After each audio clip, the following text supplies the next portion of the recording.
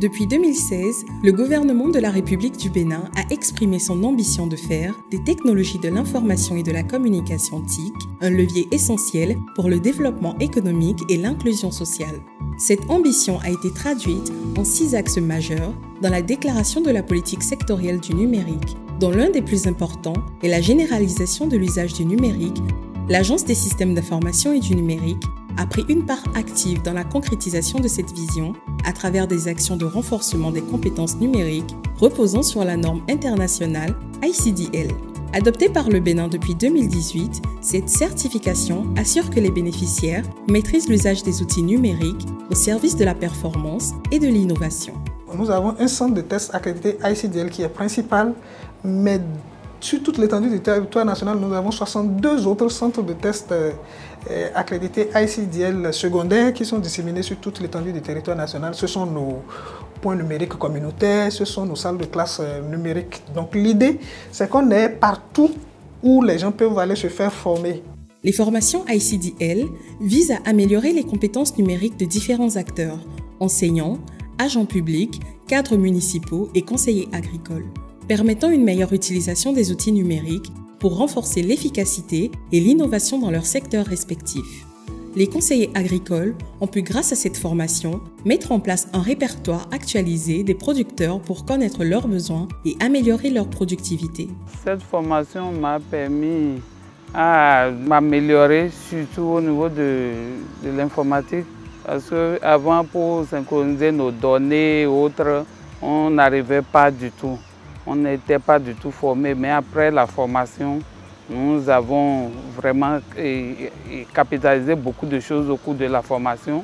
Cela nous permet aussi d'avoir un répertoire de nos producteurs pour quand même se rapprocher d'eux, pour savoir leurs besoins et qu'est-ce qu'il faut faire pour améliorer leur productivité aussi. Les enseignants rapportent une meilleure interaction avec les élèves grâce aux outils numériques et un gain de temps dans la préparation des fiches de cours. Vous savez, il y a quelque chose qu'on appelle la préparation lointaine qui consiste à confectionner des fiches. Par le passé, c'était avec les BIC. Il faut disposer de tout son week-end afin de pouvoir faire face à près de 32, parfois 35, 40 fiches pour pouvoir faire face à ces apprenants au cours de la semaine. Mais aujourd'hui, je pense qu'avec la formation que nous avons eue, nous pourrions confectionner nos fiches avec l'outil informatique facilement et disposer de notre temps pour faire de la recherche et être aptes au travail. Les compétences acquises au cours de cette formation vont nous avantager à vite asseoir la connaissance au niveau des apprenants en utilisant les classes numériques. Depuis notre retour de cette formation, nous avons déjà essayé pas mal de choses avec nos apprenants, et surtout en matière de SS, enseignement à la santé sexuelle et autres. Ça cadre beaucoup avec ce que nous avons eu comme formation là-bas et nous avons déjà inséré une grande partie de ces cours-là dans nos situations de classe. Les compétences acquises lors de la formation organisée par la CIN m'ont été personnellement très utiles dans la mesure où c'est lors de cette formation qu'on a su, que personnellement j'ai su comment appliquer les normes en matière de traitement de tests, en matière de présentation de documents. C'est très important pour nous parce que ça a changé radicalement des pratiques pédagogiques. Les agents publics observent une amélioration significative de leur efficacité au travail et une facilité à communiquer entre collègues. Aujourd'hui, les outils numériques à la mairie de Porto-Novo devient de jour en jour, je vais le dire comme ça, une réalité. Une réalité où les utilisateurs se sentent quand même un peu plus à l'aise dans les tâches quotidiennes. Il y a une meilleure gestion des tâches, une meilleure gestion des ressources et puis le gain de temps. Il y a eu aussi la facilitation de la communication au sein des services. La gestion de l'agenda du maire. Avant, cette gestion se faisait de façon manuelle avec la possibilité d'oublier des rendez-vous ou de faire des superpositions, de faire des programmations de plusieurs rencontres à la même heure.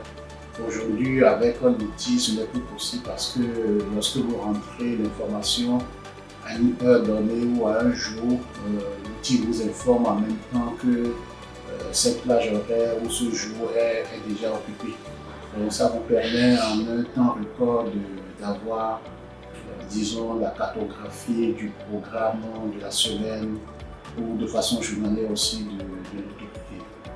Nous avons accueilli avec un grand plaisir cette formation qui a permis à nous, agents de la mairie de Porto-Novo, de mettre à niveau nos compétences en informatique. Alors que le monde évolue de plus en plus vers une économie numérique, l'intégration des TIC au Bénin est vraiment nécessaire. Nous considérons qu'en 2024, normalement, tous les citoyens béninois doivent avoir un niveau minimum, un socle minimum de maîtrise des outils numériques. Plus personne n'est à l'abri, évidemment, de l'utilisation des services publics au Bénin. Et nous, notre rôle, c'est bien sûr de développer, et accompagner plusieurs structures, les structures administratives de manière générale, pour des curricula de différents niveaux. Donc, nous pouvons avoir, l'essentiel de la population béninoise qui peut avoir, un socle minimum de connaissances, mais nous avons également d'autres cibles qui doivent avoir des niveaux de maîtrise un peu plus renforcés. L'avenir s'annonce prometteur, avec des perspectives d'élargissement des formations aux autres niveaux de l'enseignement et la création de nouveaux contenus adaptés aux besoins du marché du travail. Aujourd'hui, en termes de chiffres, en termes de statistiques, nous avons un peu au-delà de 2000 concitoyens formés dans tous les secteurs et sur toute l'étendue du territoire national. Nous avons 235 cadres de l'administration en charge de la promotion de l'agriculture du MAEP, 1300 agents de l'État qui sont formés et certifiés à ICIDIEL. Nous avons dans le secteur de l'enseignement, dans les 3 ordres d'enseignement, nous avons 180 enseignants du supérieur qui ont été formés et certifiés.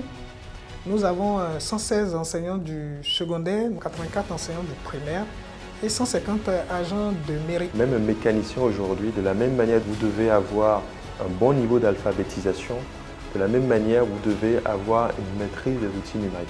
Vous devez être capable d'aller chercher une fiche technique, par exemple d'une pièce qui est dans le moteur, pour pouvoir adresser le problème. Donc cela participe à votre capacité à faire de la formation en continu. Et un artisan, je donne l'exemple du mécanicien, qui a une bonne maîtrise des outils, qui de manière autonome peut aller faire des recherches rapides sur Google pour pouvoir l'exploiter, celui-là il sera toujours plus performant que celui qui se repose sur ses lauriers ou qui n'acquiert ses compétences que par du bouche à oreille d'un tiers. Le numérique n'est qu'un moyen pour pouvoir atteindre vos objectifs à vous dans votre quotidien.